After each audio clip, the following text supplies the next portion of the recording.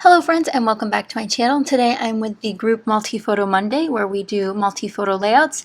This time we are inspired by these two. So I have a sketch and a sort of inspiration piece, which was a child's birthday party sort of setup with primary colors, and then the sketch features two photos and then some banner type paper layers on the horizontal, not the vertical. So I'm going to be working with that today as my inspiration. I'll have the lovely ladies that are also joining us linked down below. We do have some special guests this month, so be sure to check them out because we do have some new faces you should definitely be following if you're not already.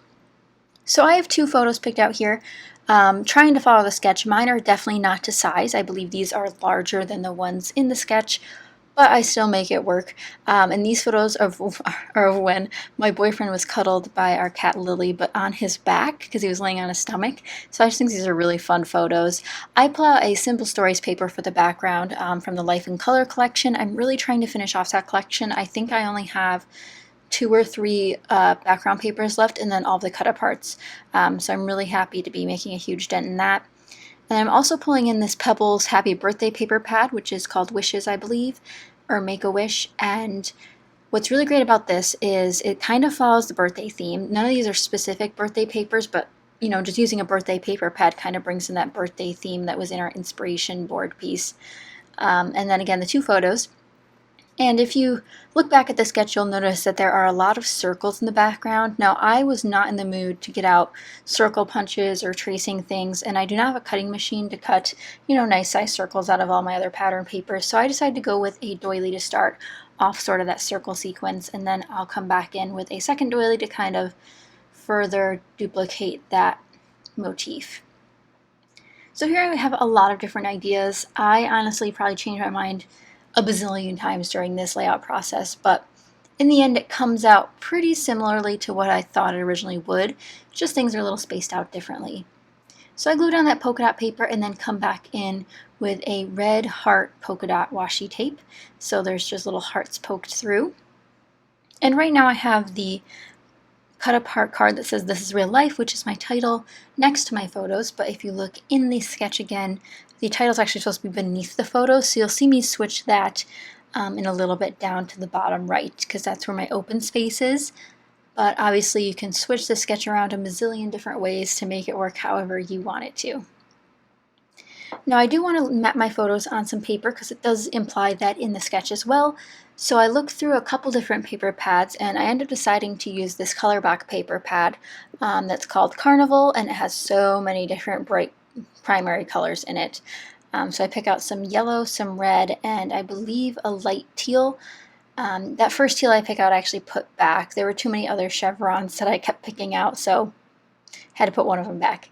And I'll be doing a yellow and a red and then a light teal and red combo. And of course the ATG gun had to run out of tape during my process video. I've been filming so much lately, and I just can't believe how many projects I've been creating this month. But I'm really excited to share all of those with you at the end of the month. Now this layout does not use my How to Kill a Kit with Style kit.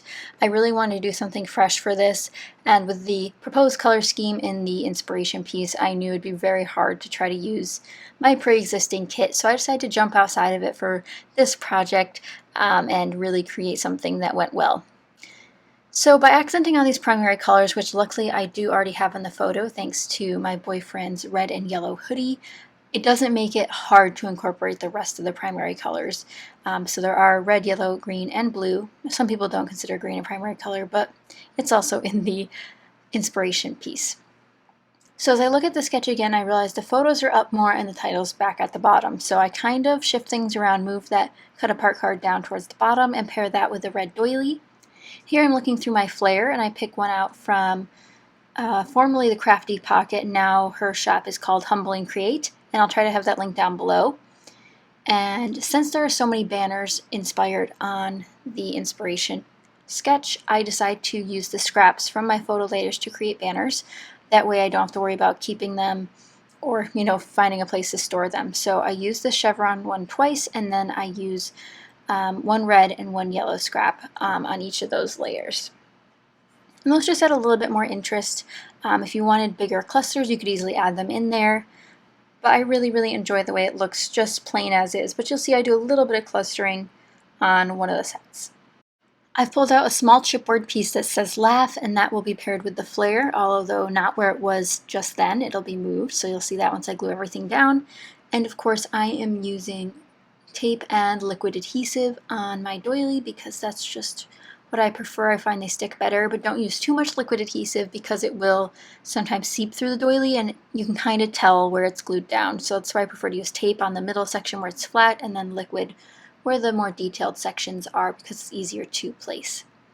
So here I'm going to glue down my banners before my photos because I want to make sure those are in place. And those did move quite a bit from where I originally had them. I often don't take a photo or document the page the way the page was before I pick it up and then try to glue it back down, but those little iterations really are fine by me. But if you are worried about that, I recommend taking a picture of the layout before you take everything off to glue down, and then you'll be able to put everything back in the way it was. So here's that red doily. That is just from recollections during the Valentine's Day season. Make sure you check everywhere. Fall things and Christmas things will start coming out soon on the craft store shelves, and you want to get the good deals when they come out, so be sure to be checking those if you're looking for staples like doilies or enamel dots or items like those. Here I'm coming in with a couple puffy stars, and those are just from Bella Boulevard when they had them at Tuesday Morning for a bit. And now I'm going to go through my little extras bin. I have this bin full of extra pieces, either that were left on my desk and I just throw in there, or a die cut pack I opened but haven't put away or anything. So I kind of just grab things and start gluing them down. One is a tab and it just says get out of bed, and that I believe is from Jelly Bean Soup. And then the love tab I put on the right hand side is from Vicky Booten. And then I go through my other, I don't know what I'd call it, just miscellaneous container, which is everything that's not die cuts. So that's rubber charms, acetate, those sort of things. Here I paste a little Amy Tangerine sticker that says happy on that yellow band, and then I also bring in a yellow heart with a little bit of gold foil, and I put that in that cluster to the right of my cat. So here's the sketch one more time and the inspiration, and then here are the close-ups of the layout. Let me know what you guys think of this. Did I follow the sketch? Did I just take it and make it my own? I have a hard time following sketches a lot of the time, but they are a great point of inspiration to start with. Don't forget to check out everyone I have linked down below that's participating in Multi-Photo Monday for this month, and don't forget to subscribe here if you're not already so you don't miss another video. Thank you guys so much for watching, and I'll see you guys next time. Bye!